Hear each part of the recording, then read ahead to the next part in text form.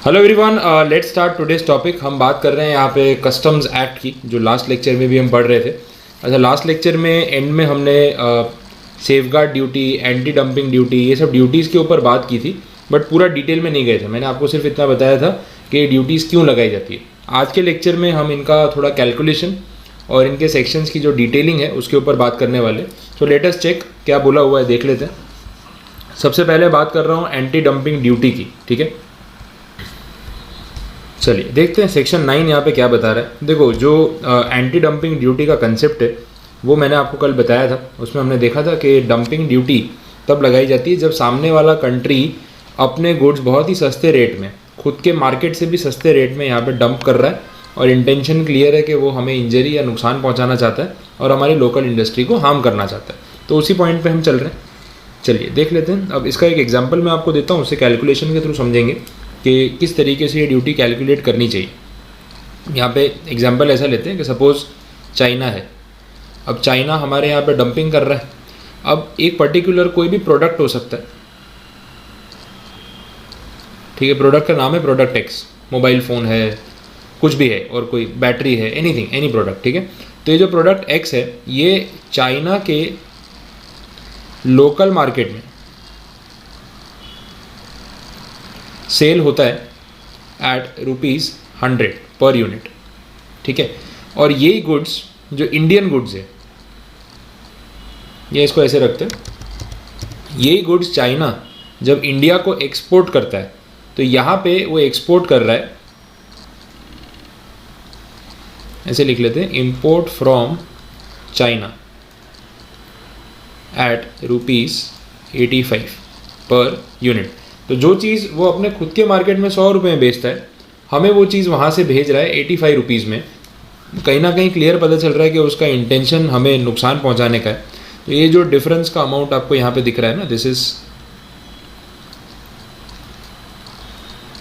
15 rupees. Just a second,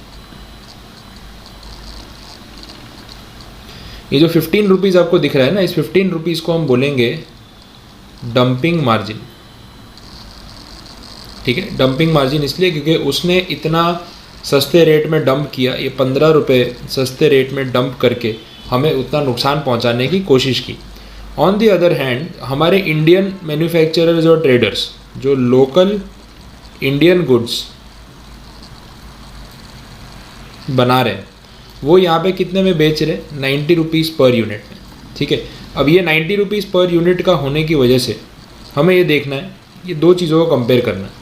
मतलब China वाले ने 15 रुपये का नुकसान पहुंचाने की कोशिश की, डंपिंग किया, लेकिन हमें पूरे 15 रुपये का नुकसान थोड़ी हो रहा है। हम तो ये देखेंगे ना कि इंडिया में ये गुड्स कितने बिक रहा है, 90 रुपये में, local Indian goods. Chinese goods आ गया मार्केट में 85 में। तो ये जो 5 रुपये का डिफरेंस है ना, ये 5 रुपये का डिफरेंस इंडियन ट्रेडर्स को परेशान कर रहा है। चाइना के लोकल मार्केट में गुड्स कितने बिकता है उससे क्या फ़र्क पड़ता है, हम वहाँ खरीदने थोड़ी जाने वाले हैं। तो यहाँ पे बोला कि जो 5 रुपीज़ है इसको हम बोलेंगे इंजरी मार्जिन, बिकॉज चाइना की इस हरकत की वजह से हमारे लोकल इंडियन ट्रेडर्स को 5 रुपये की इंजरी हो रही है, तो उसको हम क्या बोलेंगे, दैट इज़ इंजरी मार्जिन। अब इंडियन गवर्नमेंट का रोल क्या है यहाँ पे, वो आप समझो। इंडियन गवर्नमेंट अगर ड्यूटी लगाना चाहती है, एंटी डंपिंग ड्यूटी, तो वो कितनी ड्यूटी लगा सकती है मैक्सिमम, 5 रुपये या 15 रुपये, ये आपको सोचना है। देखो, आप ये समझना कि यहाँ पे इंडियन गवर्नमेंट का जो एटीट्यूड है वो डिफेंसिव ज़्यादा है। वो अपने लोकल मैन्युफैक्चरर्स को प्रोटेक्ट करना चाहते हैं। चाइना वालों से बदला लेने का यहाँ पे इंटेंशन नहीं है, अटैकिंग प्रोसीजर नहीं है। तो हम उतना ही करेंगे कि जो चाइनीज़ गुड्स यहाँ पे आए हैं इंडिया में 85 रुपीज़ में, उस पर हम उतनी ड्यूटी लगा दें कि वो हमारे लोकल गुड्स के बराबर हो जाए प्राइस में, और फिर कॉम्पिटिशन जो है वो क्वालिटी का हो, ठीक है। तो मैक्सिमम ड्यूटी जो लगाई जा सकती है it will be 5 rupees per unit. तो जो एग्जिस्टिंग प्राइस है 85 का, जब उसमें 5 रुपये ड्यूटी लगाएंगे तो अमाउंट कितना बन जाएगा, 90 रुपीज़, ठीक है। तो आई होप आपको यहाँ तक समझ आया होगा। तो इस तरीके से हम डंपिंग मार्जिन और इंजरी मार्जिन को ट्रीट करते हैं।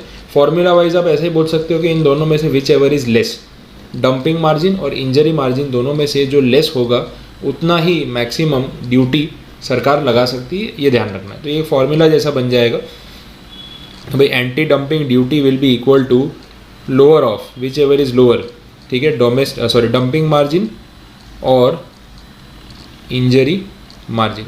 तो इन दोनों में से जो भी लेस होगा। आया ये समझ में, क्लियर हो गया। तो ये था आपका पूरा डंपिंग का कैलकुलेशन कि किस तरीके से यहाँ काम होता है। अब हम आगे इसके साथ साथ जो और कंडीशंस हैं वो देख लेते हैं। ये सारा मैंने आपको बता दिया जो इस पैराग्राफ में था, वो हमने देख लिया। आगे बोला डंपिंग ड्यूटी या एंटी डंपिंग ड्यूटी प्रोविजनली भी लगाई जा सकती है। प्रोविजनली मतलब टेम्पररी, ठीक है। तो बोला अभी एक बार हम कैलकुलेशन कर रहे हैं, फाइनल कंक्लूजन पे आ रहे हैं कि एक्चुअली में ड्यूटी लगाना सही है या नहीं, लेकिन मीनवाइल हमें अभी प्राइमा फेसी लग रहा है कि हाँ भाई ड्यूटी लगानी चाहिए, लेकिन फिर भी इसकी डिटेल्ड इंक्वायरी होगी। तो ऐसी सिचुएशन में एंटी डंपिंग ड्यूटी प्रोविजनली या टेम्पररी बेसिस पे कुछ दिनों के लिए, थोड़े टाइम के लिए लगाई जा सकती है, जब तक फाइनल फैसला ना आ जाए। डन।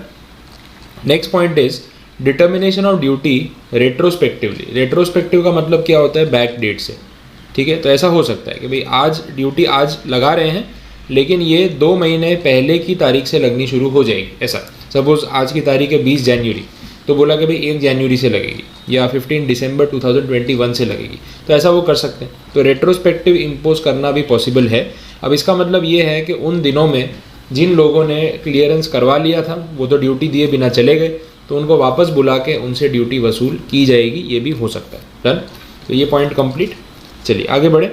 एंटी डंपिंग ड्यूटी कितने टाइम के लिए लगा सकते हैं वो देखना है। तो यहाँ पे लिखा है कि अगर फर्स्ट टाइम लगा रहे हैं तो anti dumping duty maximum 5 years के लिए लगाई जाएगी, अगर फर्स्ट टाइम लगा रहे हैं तो। फिर उसके बाद बोला है इसको और फर्दर एक्सटेंड करना हो तो फर्दर 5 ईयर्स के लिए एक्सटेंड भी कर सकते हैं। तो टोटल पीरियड नॉर्मली होता है 10 ईयर्स, बट इसमें एक और ट्विस्ट है, वो ट्विस्ट भी आप समझो। ट्विस्ट ये है कि बहुत बार ऐसा भी होगा 5 साल के लिए ड्यूटी लगा दी, अब 5 साल ख़त्म हो गए, अब सरकार बोल रही है कि यार फर्दर इसको एक्सटेंड करना है या नहीं करना है, ये सोचने के लिए हमें थोड़ा सा टाइम चाहिए। तो बोले हम थोड़ा टाइम लेंगे और सोच के बताएंगे आगे क्या करना है। अब जब तक हम सोच रहे हैं तब तक के लिए ड्यूटी एप्लीकेबल रहेगी, कंटिन्यू होती रहेगी। तो that is called the duration in which this anti dumping duty is under review, ठीक है। तो वो जब तक रिव्यू में है तब तक ड्यूटी लगती रहेगी, बट सरकार कितना टाइम ले सकती है इस तरीके से रिव्यू करने के लिए, तो उसके लिए बोला है मैक्सिमम 1 ईयर, ठीक है। तो इसका मतलब ये निकल के आया कि ऐसा भी पॉसिबल है भाई 5 ईयर्स के लिए इम्पोज कर दी, 5 ईयर ख़त्म होने के बाद सोचना शुरू किया, 1 साल सोचने में लगा दिया और उसके बाद वापस 5 साल की ड्यूटी लगा दी, ये भी तो हो सकता है। तो टोटल ड्यूरेशन कहाँ तक जा सकती है, 11 ईयर्स। हर केस में ऐसा होता ही है कि 1 ईयर वो लोग एक्स्ट्रा लेंगे, ज़रूरी नहीं है, बट एक बैकअप प्रोविजन रखा है। भाई गवर्नमेंट है, उनके पास इतने सारे काम हैं, अगर कहीं ये काम पीछे रह गया तो फिर प्रॉब्लम ना हो जाए। डन। तो इसको हम क्या बोलेंगे, this is period of duty, और कितने टाइम के लिए लगा सकते हैं वो हमने देख लिया। तो यहाँ पे आपका एंटी डंपिंग ड्यूटी का एक बेसिक कंसेप्ट खत्म हो चुका है। कुछ और पॉइंट्स हैं, सबसेक्शन 6 है, 9AA है, ये सारे सेक्शंस फाइनल के सिलेबस में ये सेक्शंस हैं। एग्जीक्यूटिव के लिए अगर आप देख रहे हो तो आपको ये सेक्शंस नहीं मिलेंगे, तो अच्छी बात है, नहीं है तो आप उसको मत फॉलो करो, आपको पढ़ने की ज़रूरत नहीं है, फाइनल वाले स्टूडेंट्स को ये चीज़ पढ़नी रहेगी। चलिए आगे बढ़े। अब मैं इससे पहले ना सेफगार्ड ड्यूटी वाला पार्ट करवा देता हूँ, मतलब एग्जीक्यूटिव में जो जो चीज़ें हैं वो कंप्लीट करते जाते हैं, कॉमन चीज़ें, फिर वो फाइनल वाले सेक्शंस भी अपने ऐड ऑन करेंगे, एंड मोस्ट प्रोबेबली उसको मैं आज के लेक्चर में नहीं लेने वाला हूँ। चलिए देखें। तो सेफगार्ड ड्यूटी बेसिक मैंने आपको बताया था कि लार्ज क्वांटिटी में इंपोर्ट्स हो रहे हैं, तो उसके बाद जो इंपोर्ट होंगे अगर ज़्यादा होने लग जाए तो प्रोटेक्ट करना है रेवेन्यू को और लोकल इंडस्ट्री को, तो उसके लिए ड्यूटीज़ लगाई जा सकती है। तो यहाँ पे प्राइस का इशू नहीं है, यहाँ पे लार्ज क्वांटिटी में इंपोर्ट होना शुरू हो गया उसका इशू है। तो इसके लिए जो ड्यूटी लगा रहे हैं वो कब लगनी शुरू होगी और कब तक नहीं लगेगी, वो क्लैरिफिकेशन यहाँ पे दिया है। अब देखो, पहले मैं आपको बता रहा हूँ कि सेक्शन की थियरी भी है, नीचे एक प्रैक्टिकल एग्जाम्पल भी है, मैं दोनों अभी कराने वाला हूँ। तो पहले थियरी में आपको जितना समझ में आ जाए आप उतना अडेप्ट कर लो, बाकी फिर अपने इलस्ट्रेशन से उसको न्यूमेरिकल्स के साथ कंप्लीट कर लेंगे। तो बोला है कि अगर आप किसी पर्टिकुलर प्रोडक्ट को इंपोर्ट कर रहे हो किसी डेवलपिंग कंट्री से, ठीक है, तो टोटल इंपोर्ट्स उस आर्टिकल के पूरे इंडिया में जितने भी हो रहे हैं, जैसे एक मोबाइल फ़ोन है तो भाई एक पर्टिकुलर मोबाइल फ़ोन पूरे इंडिया में कितने लोग कहाँ कहाँ से इंपोर्ट करते होंगे, वो तो हो ही रहा होगा।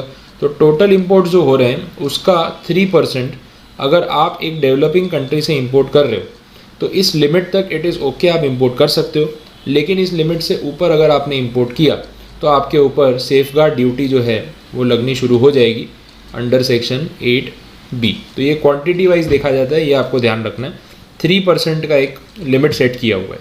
अब ऐसे तो बहुत सारे डेवलपिंग कंट्री होंगे, फिर आप क्या करोगे, एक डेवलपिंग कंट्री से 2.9% मंगवा लिया टोटल का, दूसरी जगह से कुछ और मंगा लिया, तो फिर इन्होंने बोला कि यार ये तो फिर 3% लगाने का कोई फ़ायदा नहीं रहेगा। तो एक काम करते हैं, हम एक एग्रीगेट लिमिट भी लगा देते हैं। तो इन्होंने क्या किया, एग्रीगेट लिमिट लगा दी कि पर कंट्री अगर आप इंपोर्ट देख रहे हो तो 3% तक चलेगा, और ऐसे डेवलपिंग कंट्रीज़ अगर मल्टीपल क्वांटिटी में है तो उन सबको मिला के जो टोटल देखा जाएगा एग्रीगेट में, it will be 9% of the total imports. ठीक है, तो एक पर्टिकुलर कंपनी या इंपोर्टर को सेफगार्ड ड्यूटी से बचने के लिए ये दोनों कंडीशंस को पार करके निकलना होगा, तो वो सेफगार्ड ड्यूटी से बच सकता है। पहली कंडीशन से बच गया तो दूसरी वाली पकड़ लेगी। अब इसका एप्लीकेशन कैसे होगा वो इलस्ट्रेशन में अपने देख लेते हैं। चलिए पहले इलस्ट्रेशन में बता देता हूँ, बाकी फिर इस पॉइंट पे वापस आएंगे। आप देख लो डेटा में क्या दिया हुआ है। इंपोर्टर है एक्स लिमिटेड, एक पर्टिकुलर डेवलपिंग कंट्री से उसने 70 करोड़ के गुड्स इंपोर्ट किए। वैसे ही वाई लिमिटेड है, जेड लिमिटेड है, ए लिमिटेड है, सब है, और टोटल कितना इंपोर्ट हुआ है वो भी बताया हुआ है, दैट इज़ 2500 करोड़ रुपीज़। तो इतना टोटल इंपोर्ट है। अब इस सिचुएशन में कैसे ड्यूटी लगेगी, सेफगार्ड ड्यूटी, वो भी देख लो। परसेंटेज में कैलकुलेट करना है कि 2500 करोड़ में से अगर आपने 70 करोड़ का इंपोर्ट किया तो कितना परसेंट हो रहा है, तो बोला 2.8% हो रहा है। फिर सेकेंड वाले में 3.28 हो रहा है, फिर 2.08 हो रहा है, फिर 2% हो रहा है। अब वाई लिमिटेड ने जो इंपोर्ट किया है वो तो टोटल इंपोर्ट्स के 3.28% से बराबर हो गया, मतलब 3% के तो ऊपर ही है। तो वाई लिमिटेड को तो वो 82 करोड़ पे सेफगार्ड ड्यूटी देनी ही है, दैट इज़ सर्टन। लेकिन बाकी की जो कंपनीज़ हैं, किसी ने 2.8 मंगाया, किसी ने 2.08, किसी ने 2%, तो ऐसी सिचुएशन में 3% वाली कंडीशन से तो ये बच गए, बट आपको ध्यान होगा दूसरी कंडीशन 9% वाली, वो इन सब पे लगेगी। एग्रीगेट देखा जाएगा।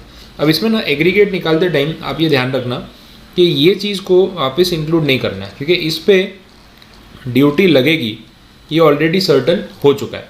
तो इसको साइड पर रखो, इस पर ड्यूटी देनी है। बाकी 3% से लेस वाले जितने हैं उनका एग्रीगेट करना है। तो ये सारे, ये 1, ये 2, ये 3, इनका जब आपने टोटल किया 6.88% हो रहा है। अब ये देखा जाएगा, दिस इज़ लेस देन 9% ना, तो ये सब बच गए। अब अगर यही 6.88 के बदले सपोज 9.88 होता, सपोज होता, तो सिचुएशन में ये देखा जाता है कि इन सब के ऊपर इंडिविजुअली सेफगार्ड ड्यूटी लग जाती, बिकॉज वो 9% वाली लिमिट को ये क्रॉस कर रहे हैं कंबाइंडली या एग्रीगेट मैनर में। डन, ये समझ आ गया। तो इस तरीके से इसको इम्प्लीमेंट किया जाता है। आप आराम से इस चीज़ को एक बार फिर से समझ लो, आराम से सोच लो, कैलकुलेट कर लो, एंड देन आप आगे बढ़ो तो ज़्यादा बेटर रहेगा। ठीक है, और बाकी अगर कोई क्वेरी है तो आप पूछ सकते हो। चलिए देखते हैं। थर्ड पॉइंट अपना बाकी था यहाँ पे, उस पर जा रहे हैं। अब वो थर्ड पॉइंट नया है। इसने बोला है कि अगर कोई 100% एक्सपोर्ट ओरिएंटेड यूनिट, पहले तो आप ये फुल फॉर्म लिख लेना, EOU, that is export oriented unit. तो अगर आप एज अ 100% एक्सपोर्ट यूनिट आप कोई पर्टिकुलर आर्टिकल को इंपोर्ट करते हो, या फिर आपका यूनिट फ्री ट्रेड जोन में सेटअप है या फिर SEZ जोन में सेटअप है, तो ऐसी सिचुएशन में आपके ऊपर नॉर्मली सेफगार्ड ड्यूटी जो है वो इम्पोज नहीं होगी, ये ध्यान रखना। अभी 100% एक्सपोर्ट ओरिएंटेड यूनिट क्या होते हैं? वो यूनिट्स जो इंपोर्ट करते ही इसीलिए हैं ताकि वो बाद में उसको एक्सपोर्ट कर सके। तो मैं ट्रेडिंग कर रहा हूँ इंटरनेशनल लेवल पे, किसी एक कंट्री से कंसाइनमेंट इंपोर्ट करता हूँ, दूसरे कंट्री में एक्सपोर्ट करता हूँ, तो लोकल मार्केट में तो मैं कोई सेल कर ही नहीं रहा हूँ ना इंडिया में। अब मेरे जैसे 100% एक्सपोर्ट ओरिएंटेड यूनिट के केस में लोकल मैन्युफैक्चरर्स को मुझसे क्या खतरा है, मेरे इंपोर्ट से उनके बिजनेस पे क्या फ़र्क पड़ रहा है, ये सोचने वाली बात है। जबकि मैं पूरा कंसाइनमेंट इंडिया मंगवाता हूँ लेकिन उसको मैं वापस एक्सपोर्ट कर देता हूँ आउट ऑफ इंडिया किसी और कंट्री में, तो ऑब्वियसली यहाँ पे लोकल इंडस्ट्री को कोई हार्म मुझसे है नहीं, तो सेफगार्ड ड्यूटी किस बात की, समझ में आ रहा है? तो इसलिए इन यूनिट्स को स्पेसिफिकली एग्जेम्प्ट किया हुआ है। अब ये एक्सपोर्ट ओरिएंटेड यूनिट अगर 100% एक्सपोर्ट ओरिएंटेड ना होता और कुछ लोकल एरिया में भी सेल कर रहा होता, तो जितना परसेंटेज सेल वो लोकल एरिया में करेगा उस पर कस्टम ड्यूटी, सेफगार्ड ड्यूटी आएगी, बाकी के ऊपर नहीं आएगी। तो प्रोपोर्शनेट कैलकुलेशन कर लेंगे, कोई बड़ी बात नहीं है। ठीक है, डन यहाँ तक। तो ये कंडीशन हो गई। आगे बढ़ रहे हैं। अब जैसे हमने एंटी डंपिंग ड्यूटी में ड्यूरेशन देखी ना, 5+1+5, तो वैसे ही यहाँ पे भी ऐसी कुछ ड्यूरेशन दे रखी है, लेकिन अमाउंट अलग अलग है। बोला कि फर्स्ट इंस्टेंट में सेफगार्ड ड्यूटी 4 साल के लिए लग सकती है, ठीक है, और इसको एक्सटेंड करके टोटल 10 ईयर्स तक लगाया जा सकता है एट अ स्ट्रेच, ये भी बोला हुआ है। 4+10 नहीं है, टोटल 10 है, ये ध्यान रखना। क्लियर? अच्छा, अब इसमें भी ऐसा होगा ना, सेफगार्ड ड्यूटी लगानी है या नहीं लगानी है वो गिनने के लिए थोड़ा टाइम चाहिए, 3%, 9% एंड ऑल। तो सरकार बोलती है कि हम जब तक आपसे टाइम मांग रहे हैं तब तक प्रोविजनल ड्यूटी हम लगा सकते हैं, अगर हमें लगता है कि ऑलमोस्ट चांस है कि ड्यूटी आने ही वाली है, ठीक है, तो हम लगा सकते हैं। अब ये प्रोविजनल ड्यूटी कितने टाइम के लिए लगेगी, तो उसकी जो डेडलाइन दे रखी है it is 200 days. In short सरकार के पास 200 दिन का टाइम है सोच के फैसला करने के लिए कि भाई आगे क्या करना है। अगर इतने दिन में कोई डिसीजन नहीं आता है तो ड्यूटी वापस लेनी पड़ेगी और आगे ड्यूटी नहीं लगा सकते जब तक कोई प्रॉपर डिसीजन ना हो जाए। क्लियर? तो 4 to 10 years normal and 200 days की जो लिमिट है दैट इज़ प्रोविजनल। तो इतना ध्यान रख के चलो। नेक्स्ट, ठीक है, बाकी तो इसमें थियरी कंप्लीट है, जितनी मैंने बतानी थी वो हो चुकी है। इलस्ट्रेशन मैंने आपको बता दिया है तो एक बार उसको अच्छे से रेफ़र कर लेना। तो इसके साथ आपका सेफगार्ड ड्यूटी वाला जो पॉइंट है वो यहाँ पे कंप्लीट हो चुका है। आगे की चीज़ें देख लेते हैं। ये राउंडिंग ऑफ और गुड्स सोल्ड फ्रॉम DTA, ये शायद मैंने आपको लास्ट लेक्चर में बता दिया था, तो ये हो चुका है। अब हम आगे बढ़ रहे हैं टैक्सेबल इवेंट पे। तो ये नया टॉपिक आ रहा है यहाँ पे, दैट इज़ टैक्सेबल इवेंट। अब देखिए, टैक्सेबल इवेंट्स जो हैं उनको समझने से पहले हमें इनकी कुछ डिटेल समझनी होंगी। कुछ टर्म्स हैं जो आगे के चैप्टर्स में एक्चुअली में डिस्कस होते हैं लेकिन इस सेक्शन में यहाँ पे यूज़ में आ रहे हैं। तो पहले मैं आपको समझा देता हूँ बेसिक बात क्या है, टैक्सेबल इवेंट का मतलब क्या है। देखिए, टैक्सेबल इवेंट का मतलब ये है कि कौन सा पर्टिकुलर डेट, कौन सा पर्टिकुलर टाइम या कौन सा पर्टिकुलर ट्रांजैक्शन या एक्टिविटी, जो भी आप वर्ड यूज़ करो, जिसके होने पे सेंट्रल गवर्नमेंट को ये राइट मिल जाता है कि अब वो आपसे टैक्सेस या फिर जो भी ड्यूटी है वो वसूल कर सकती है। तो वो क्या इवेंट होगा जिस बेसिस पे वो ऐसा एक्शन ले सकती है, तो वो हम यहाँ पे डिस्कस कर रहे हैं in case of import and in case of export. लेकिन उससे पहले जो इंटरनली नए टर्म्स दे रखे हैं उसके ऊपर बात करेंगे। तो मैं आपको उसका एक बेसिक प्रोसीजर समझा देता हूँ एंड देन हम इसके ऊपर आगे क्लैरिफिकेशन देख लेते हैं। ओके,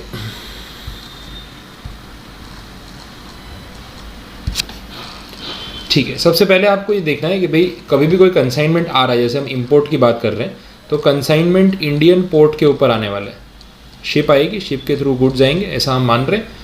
अब जो शिप आ रही है जिसके ऊपर आपका कंसाइनमेंट है, तो वो शिप का एक पर्सन इंचार्ज होगा।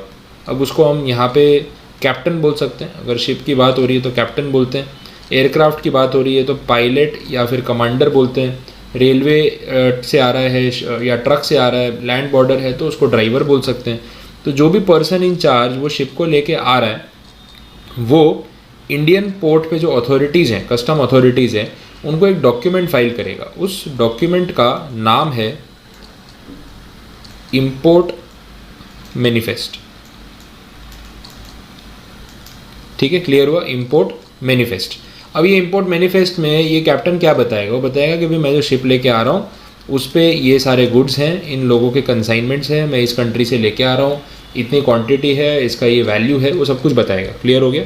फिर उसके बाद जब इंडियन पोर्ट पे शिप आती है तो इंडियन पोर्ट पे शिप आने के बाद कस्टम ऑफिसर्स उसको एंट्री ग्रांट करते हैं, परमिशन अलाउ करते हैं, उसको बोलते हैं एंट्री इनवर्ड्स। तो भाई एंट्री इनवर्ड्स का मतलब ये है कि ये जो आपका शिप है आप उसको पोर्ट पे लेके आ सकते हो, उस शिप को आप पोर्ट पे रख सकते हो, उस पे से गुड्स उतार सकते हो, उसको पार्क कर सकते हो, ये सब अथॉरिटी आपको मिल जाती है। तो इस चीज़ को हम बोल रहे हैं यहाँ पे एंट्री इनवर्ड्स। फिर इसके बाद जो तीसरी कैटेगरी है वो भी देख लेते हैं। नेक्स्ट पार्ट, पोर्ट पे जब गुड्स आ जाएंगे तो जो इम्पोर्टर है वो इम्पोर्टर गुड्स को क्लियर करवाने तो आएगा। अब इम्पोर्टर को गुड्स ऐसे ही उठा के तो दे नहीं देंगे, भाई लाइन लगा दो, बोलो कौन से गुड्स आपके और उठा के ले जाओ, वैसा तो होगा नहीं। तो इम्पोर्टर को भी पोर्ट अथॉरिटी को एक डॉक्यूमेंट फाइल करके ये बताना पड़ेगा कि भाई इस शिप पे मेरे गुड्स कौन से, मेरा कंसाइनमेंट कौन सा है, कहाँ से आया, कितनी क्वांटिटी में आया, सब कुछ। इस डॉक्यूमेंट का नाम है बिल ऑफ एंट्री। इसका दूसरा नाम भी हम रख सकते हैं। बिल ऑफ एंट्री के अलावा हम इसको एक इम्पोर्ट बिल के नाम से बोल सकते हैं। ठीक है, इम्पोर्ट बिल। अब इम्पोर्ट बिल वर्ड जो है वो सेक्शन में नहीं यूज़ किया, वो लोग वर्ड यूज़ कर रहे हैं बिल ऑफ एंट्री, लेकिन इसका सिंप्लीफाइड नाम हो गया इम्पोर्ट बिल, जिससे आपको ये चीज़ रिलेट हो जाए। अब आप ही बताओ कि ये जो दो डॉक्यूमेंट फाइल हुए, इम्पोर्ट मैनिफेस्ट और बिल ऑफ एंट्री, क्या डॉक्यूमेंट की डिटेल्स टैली होनी चाहिए, मैच होनी चाहिए, नहीं होनी चाहिए? ऑफकोर्स होनी चाहिए, बिकॉज शिप पे जो पर्सन शिप लेके आ रहा है उसमें आपके सामान की एंट्री भी तो करके दी होगी, और आप जब अपनी बिल ऑफ एंट्री फाइल कर रहे हो तो आपने उस शिप पे जो भी सामान मंगवाया है उसकी डिटेल आपने भी दी होगी। तो ऑब्वियसली यहाँ पे इन डॉक्यूमेंट्स के थ्रू क्वांटिटी और गुड्स का मैच होना ज़रूरी है, इसलिए पोर्ट अथॉरिटी इन दोनों से एक एक डॉक्यूमेंट फाइल करवा रही है। क्लियर ये चीज़? तो ये पॉइंट्स आपको टैक्सेबल इवेंट कैलकुलेट करने में काम आएंगे। अब ये नोट्स में कहाँ पे दिए बता देता हूँ। देखो सेक्शंस के बाद ना इस तरीके का एक फ्लो चार्ट मैंने रखा हुआ है, उसमें ये बातें लिखी है। पहले इंपोर्ट मैनिफेस्ट, फिर एंट्री इनवर्ड्स, फिर ठीक है, ये एक पार्ट कंप्लीट हुआ। अब दूसरे पॉइंट पे बात कर लेते हैं। गुड्स जब पोर्ट पे आते हैं तब आप उन गुड्स का क्या करोगे? तो आपके पास वहाँ पे दो ऑप्शन होते हैं, वो भी यहाँ पे बोले हुए हैं। तो भाई जब गुड्स आएंगे पोर्ट के ऊपर तो या तो आप वो गुड्स को होम कंजम्पशन के लिए क्लियर करवा के ले जाओगे, या फिर दूसरा ऑप्शन ये है कि आप उसकी वेयरहाउसिंग करवाओगे। रेफरेंस का सेक्शन अगर मैं आपको बताऊं तो होम कंजम्पशन में है इट इज़ 46, वेयरहाउसिंग में प्रोविजंस हैं सेक्शन 48 में। अब ये क्या होता है बेसिक समझ लो। देखो, होम कंजम्पशन का मतलब ये नहीं है कि पर्सनल यूज़ के घर ले गए और गुड जो भी है वो कंज्यूम कर लिए, ऐसा नहीं। होम कंजम्पशन में जो होम वर्ड यूज़ कर रहे हैं इट मीन्स एंटायर इंडिया। ठीक है, पूरे इंडिया में आप वो गुड्स को कहीं पे भी यूज़ करो। मतलब आपने एज एन इम्पोर्टर वो गुड्स को इम्पोर्ट किया है फॉर ट्रेडिंग पर्पस, ख़रीदा और बेच दिया, या फिर आपने उसको इम्पोर्ट किया एज अ मैन्युफैक्चरर, मैन्युफैक्चरिंग में यूज़ किया, या फिर आपने उसको इम्पोर्ट किया as a customer, as a consumer जो खुद ही उन गुड्स को यूज़ करने वाला है। तीनों में से कुछ भी हो, it is home consumption. Simple meaning ये है कि पोर्ट पे गुड्स आ चुके हैं, आप आए हो, आपने बोला कि भाई हम ड्यूटी पे करने को रेडी हैं, पेपर वर्क करो, ड्यूटी ले लो, गुड्स दे दो, हम लेके जा रहे हैं, हो गया होम कंजम्पशन। ठीक है, लेकिन warehousing is something different. Warehousing का मतलब ये है कि जब गुड्स पोर्ट पे आ गए हैं, आपको ये लगता है कि अभी फ़िलहाल मुझे गुड्स की इमीडिएट रिक्वायरमेंट नहीं है, मुझे गुड्स चाहिए 15-20 दिन के बाद, 25 दिन के बाद। तो अभी से अगर मैं वेयरहाउसिंग ड्यूटी कस्टम ड्यूटी भर के उसको क्लियर करवा दूंगा तो गुड्स मुझे लेके जाने पड़ेंगे। इतनी क्वांटिटी में गुड्स है तो कहीं ना कहीं गोडाउन में कहीं रखने पड़ेंगे, उसका खर्चा तो लगना ही है। तो इससे बेटर है मैं कस्टम अथॉरिटी को बोलूँ कि आप ही ये गुड्स अपने पास रख लो, मैं थोड़े दिन के बाद लेके जाऊँगा और ड्यूटी तभी पे कर दूँगा, और जो भी आपका वेयरहाउस का रेंट और चार्जेस है जो मुझे वैसे भी भरना ही था मैं आपको पे कर दूँगा। क्लियर हो रहा है? तो ये जो सिचुएशन है वो कहाँ पे कवर होती है? Under the procedures of warehousing under section 68। तो ये यहाँ पे बताया हुआ है। तो होम कंजम्पशन और वेयरहाउसिंग, ये दो टर्म्स आपके क्लियर हो गए।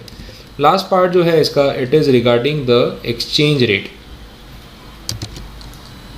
ठीक है, एक्सचेंज रेट का मतलब यहाँ पे रुपी और डॉलर या जो भी फॉरेन करेंसीज हैं उनके एक्सचेंज रेट की बात हो रही है। अब जब हम इंपोर्ट कर रहे हैं, सपोज हमने इंपोर्ट किया यूएस से, तो यूएस वाला जो पर्सन है वो तो बिल बना के देगा यूएस डॉलर्स में और हमें करना है उसको पेमेंट। अब हमारे पास तो रुपी है तो हमें क्या करना पड़ेगा, रुपी को डॉलर में कन्वर्ट करके फिर उसका पेमेंट कंप्लीट करना पड़ेगा। तो कहीं ना कहीं एक्सचेंज रेट बीच में आने वाले for clarification and clearance procedures. अब बोला कि जो रुपी और डॉलर के एक्सचेंज रेट है वैसे तो रेगुलरली या डेली बेसिस पे आरबीआई उसको इशू करता है और पूरा दिन उसमें ट्रेडिंग होती है तो प्लस माइनस होता रहता है। लेकिन हम जब बिल ऑफ एंट्री फाइल करेंगे या इंपोर्ट बिल फाइल करेंगे तो ये आरबीआई वाला एक्सचेंज रेट काम नहीं लगेगा। उसका पर्पस मतलब ये है कि वो डेली चेंज होता है, और डेली चेंज होने के बाद भी सपोज 75 रुपीज़ का रेट है तो अभी 75.25 चल रहा है। आप आधे मिनट के बाद देखोगे 75.54 हो गया होगा, फिर आप देखोगे तो 74.99 हो गया होगा। तो जो फ्लक्चुएट होता रहेगा तो एग्जैक्ट रेट कैसे मालूम पड़ेगा? तो यहाँ पे सीबीआईसी आपकी हेल्प करने आई। सीबीआईसी ने बोला छोड़ो ये आरबीआई वाला जो रेट है ना उसको जाने दो, उसकी कोई ज़रूरत ही नहीं है, आरबीआई के रेट को अपने भूल जाते हैं, हम अपना अलग से रेट बनाएंगे सीबीआईसी का रेट जो आपको सामने दिया होगा। सीबीआईसी अपनी वेबसाइट के ऊपर जो है रेट मेंशन कर देती है और वो रेट मेंशन करते ही वहाँ से पता चल जाता है कि हमें ये रेट लेना है। अब वो लोग क्या करते हैं कि एवरेज रेट लिख देंगे, जैसे लिखा है 75.25।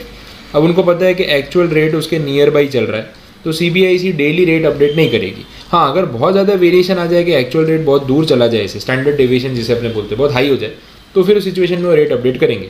तो हमें बिल ऑफ एंट्री फाइल करते टाइम सीबीआईसी की वेबसाइट पे जाना है, लास्ट अपडेटेड रेट देखना है और वो हमारी बिल ऑफ एंट्री में मेंशन कर देना है। इससे ज़्यादा हमें और कुछ करने की ज़रूरत नहीं। ठीक है, तो एक्सचेंज रेट के रिगार्डिंग क्लैरिफिकेशन आप ध्यान रखना, आरबीआई का दिया हुआ एक्सचेंज रेट पूरे कस्टम्स में कहीं पे भी कभी भी यूज़ नहीं होता है और सीबीआईसी का जो रेट है सिर्फ वही यूज़ होता है, वो ध्यान रखना है। अब इतने टर्म्स अगर आपको पता चल गए तो हम टैक्सेबल इवेंट को फिर डिटेल में समझ पाएंगे। लेकिन ये मेरा आज का टॉपिक नहीं है क्योंकि आज ये थोड़ा हैवी हो जाएगा।